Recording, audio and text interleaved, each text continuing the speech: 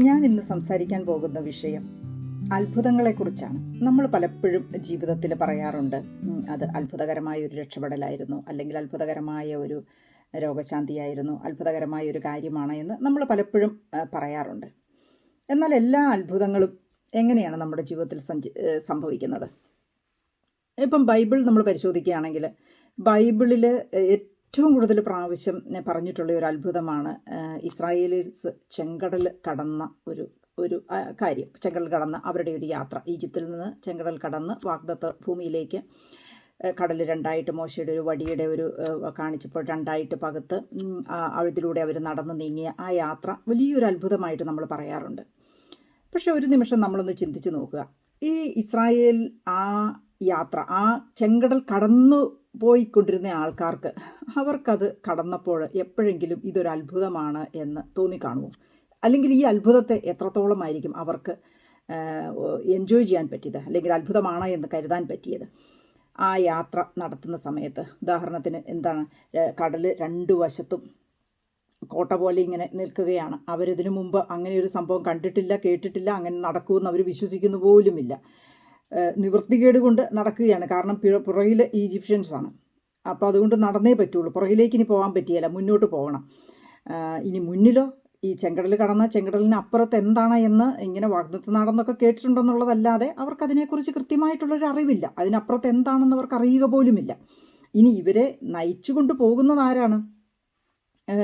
ഒരു ഈജിപ്ഷ്യനെ തല്ലിക്കൊന്നിട്ട് പിന്നെ കുറച്ച് നാൾ കഴിഞ്ഞ് 40 വർഷത്തിന് ശേഷം തിരിച്ചു വന്ന് വാഗ്ദത്ത നാട്ടിലേക്ക് കൊണ്ടുപോകാൻ വന്നിരിക്കുന്ന ഒരു ദേഷ്യക്കാരനായിട്ടുള്ള മോസസാണ് ഇത് കൊണ്ടുപോകുന്നത്.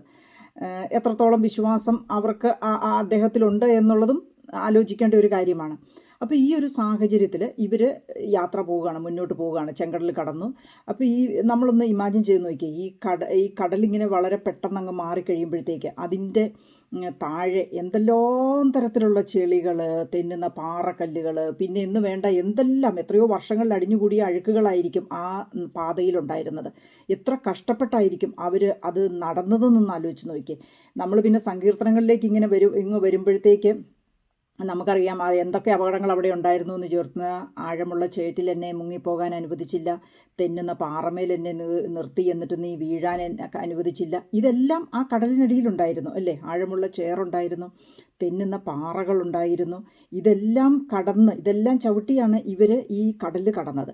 ഇനി അതിനേക്കാൾ എല്ലാം ഉപരി ഇവരുടെ കയ്യിൽ എന്തെല്ലാം സാധനങ്ങളുണ്ടായിരുന്നു. കാരണം ഈജിപ്തിൽ നിന്ന് എല്ലാ സാധനങ്ങളും, വിലപിടിപ്പുള്ള സ്വർണം, ഇതെല്ലാം നിങ്ങൾ ബോറോ ചെയ്തിട്ട് വരണമെന്നാണ് പറഞ്ഞിരിക്കുന്നത്. അപ്പോൾ ഇങ്ങനെ ഇവരുടെ കയ്യിൽ എന്തുമാത്രം വിലപിടിപ്പുള്ള ഭാണ്ഡങ്ങളാണ് അവർക്ക് ഉപേക്ഷിക്കാൻ കഴിയാത്തത്. കാരണം അത് വിലപിടിപ്പുള്ളതാണ് എന്നവർക്കറിയാം. അവർ ബോറോ ചെയ്തതാണ്, സ്വർണവും മറ്റ് കാര്യങ്ങളുമാണ്.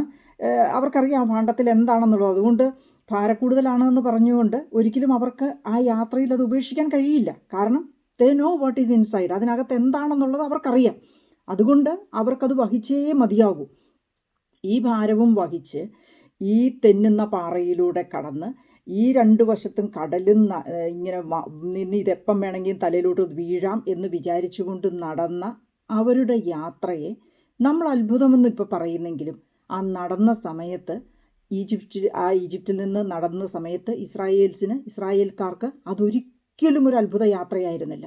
ദുരിതങ്ങളുടെയും കഷ്ടപ്പാടിൻ്റെയും ഭയത്തിൻ്റെയും ഭീതിയുടെയും ഒരു യാത്രയായിരുന്നു.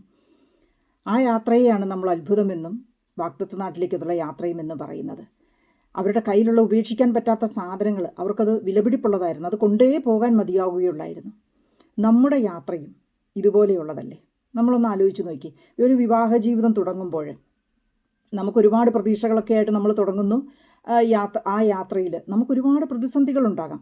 നമുക്ക് തെന്നുന്ന പാറയാകാം, പ്രശ്നങ്ങളുണ്ടാകാം. പക്ഷെ നമ്മളൊക്കെ അതോടൊപ്പം ഉപേക്ഷിക്കാൻ പറ്റാത്ത വിലപിടിപ്പുള്ള കുറേ സാധനങ്ങൾ നമുക്ക് അതോടൊപ്പം ഉണ്ട് നമ്മുടെ ആ യാത്രയിൽ. അതിൻ്റെ പേരിലാണ് നമ്മൾ മുന്നോട്ട് പോകുന്നത്. ബന്ധങ്ങൾ, പിന്നെ കുട്ടികൾ, ഇതൊക്കെ നമുക്ക് ഉപേക്ഷിക്കാൻ പറ്റില്ല. നമ്മുടെയൊക്കെ വിലപിടിപ്പുള്ള സാധനങ്ങളാണ്. കുടുംബ ബന്ധങ്ങൾ, ചിലപ്പം നമുക്കറിയാം ഭർത്താവിനേക്കാൾ കൂടുതൽ ബന്ധം ഭർത്താവിൻ്റെ ഇൻലോസുമായിട്ട് ഡെവലപ്പ് ചെയ്യുന്ന ബന്ധങ്ങളുണ്ട്. അപ്പോൾ അവർക്ക് ഒരു മുമ്പിലൊരു മോശക്കാരാകാനോ അങ്ങനെയൊന്നും പറ്റാത്തത് കൊണ്ട് കണ്ടിന്യൂ ചെയ്തു പോകുന്ന ജീവിതങ്ങളുണ്ട്. അപ്പോൾ ഇതെല്ലാം ഈ നമ്മുടെ വാഗ്ദത്ത നാട്ടിലേക്കുള്ള യാത്രയുടെ ഒരു ഭാഗമാണ് എന്നുള്ളതാണ്. നമ്മൾ എൻജോയ് ചെയ്യുന്നില്ല എങ്കിലും നമ്മൾ തിരിഞ്ഞു നോക്കുമ്പോൾ ഇനി മറിച്ചൊന്ന് ആലോചിച്ച് നോക്കുക. ഇവർ ഈ യാത്രയിൽ ഇങ്ങനെ പൊയ്ക്കൊണ്ടിരുന്നപ്പോൾ ഒരുപക്ഷെ ഈ ഭയത്തെ എല്ലാം ഒന്ന് മാറ്റി വെച്ചാൽ യേശുവാണ് നമ്മളെ കൊണ്ടുപോകുന്നത്, അല്ലെങ്കിൽ ഈ യാത്രയിൽ ദൈവം നമ്മോടൊപ്പമുണ്ട് എന്ന് കുറച്ച് സമയത്തേക്ക്, ഒരു സെക്കൻഡ് നേരത്തേക്കെങ്കിലും ഒന്ന് അവർ ചിന്തിച്ചാൽ ഇന്നുവരെ ലോകത്തിൽ ആർക്കും കാണാൻ പറ്റുകയില്ലാത്ത ഒരുപാട് കാഴ്ചകൾ അവർക്ക് സൗജന്യമായിട്ട് ഫ്രീ ആയിട്ട് പോകുന്ന വഴിക്ക് കാണാൻ പറ്റുമായിരുന്നു. നല്ല പവിഴപ്പുറ്റുകൾ, നല്ല മുത്തുകൾ, പവിഴങ്ങൾ, ഇതെല്ലാം കടലിനടിയിലുണ്ടെന്നല്ലേ നമ്മൾ കേട്ടിരിക്കുന്നത്. അതെല്ലാം അവർക്ക് കാണാനായിട്ട് പറ്റുമായിരുന്നു. നമ്മളൊന്ന് ആലോചിച്ച് നോക്കിയേ, നമ്മുടെ ജീവിതയാത്രയിൽ നമ്മൾ എത്ര ബുദ്ധിമുട്ടിയുള്ള യാത്ര പോകുമ്പോഴും ഒരു നിമിഷം നമ്മുടെ ഭയത്തെയൊക്കെ ഒന്ന് മാറ്റിവെച്ചാൽ നമ്മൾ കടന്നു പോകുന്ന ചില സുന്ദരമായ നിമിഷങ്ങൾ, നമ്മളെ സഹായിച്ചവർ, നമ്മോടൊപ്പം ചേർന്ന് നിന്നവർ, നമ്മളെ കൊണ്ട് സഹായമുണ്ടായവർ, ഇവരൊക്കെ നല്ല ഒരു ഓർമ്മകളല്ലേ ഈ ചെങ്കടൽ കടക്കുന്ന ആ യാത്രയിൽ തിരിഞ്ഞു നോക്കുമ്പോൾ. അതിനുശേഷം ഇവർ മരുഭൂമിയിലെത്തി വാഗ്ദത്ത നാട്ടിനെക്കുറിച്ചുള്ള പ്രതീക്ഷകളിൽ നടന്നപ്പോൾ നമ്മളൊന്ന് ആലോചിച്ച് നോക്കിക്കഴിഞ്ഞാൽ ഈ ചെങ്കടൽ കടന്നതിൽ 20 വയസ്സിന് മുകളിലുണ്ടായിരുന്ന ജോഷുവയും കാലേബും അല്ലാതെ മറ്റാരും വാഗ്ദത്ത നാട്ടിൽ പ്രവേശിച്ചില്ല. 20 വയസ്സിന് താഴെയുള്ള കുട്ടികളും കടൽ കടന്ന സമയത്ത് ഉള്ളവർ മാത്രമേ വാഗ്ദത്ത നാട്ടിൽ പ്രവേശിച്ചുള്ളൂ. എന്താണ് അതിൻ്റെ ഒരു അർത്ഥം എന്ന് പറയുന്നത്? നമ്മുടെ ഈ യാത്രയുടെ അവസാനം എന്ന് പറഞ്ഞാൽ നമുക്ക് വാഗ്ദത്ത നാട്ടിൽ കയറുമോ ഇല്ലയോ എന്നൊന്നും നമുക്കറിയത്തില്ല.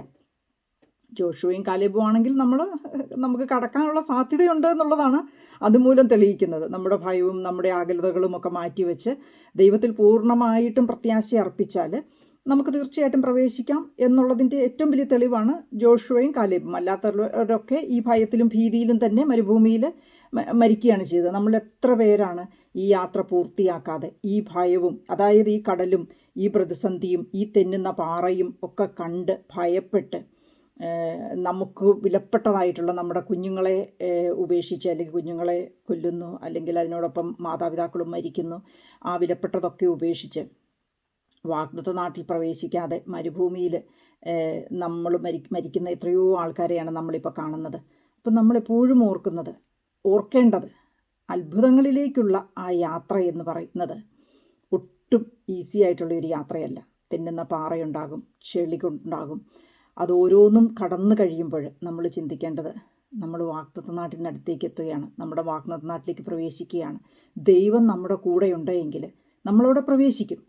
അതുകൊണ്ട് തന്നെ കുറഞ്ഞ നിമിഷങ്ങളിലെങ്കിലും നല്ല സൗഹൃദങ്ങൾ ആസ്വദിക്കുക.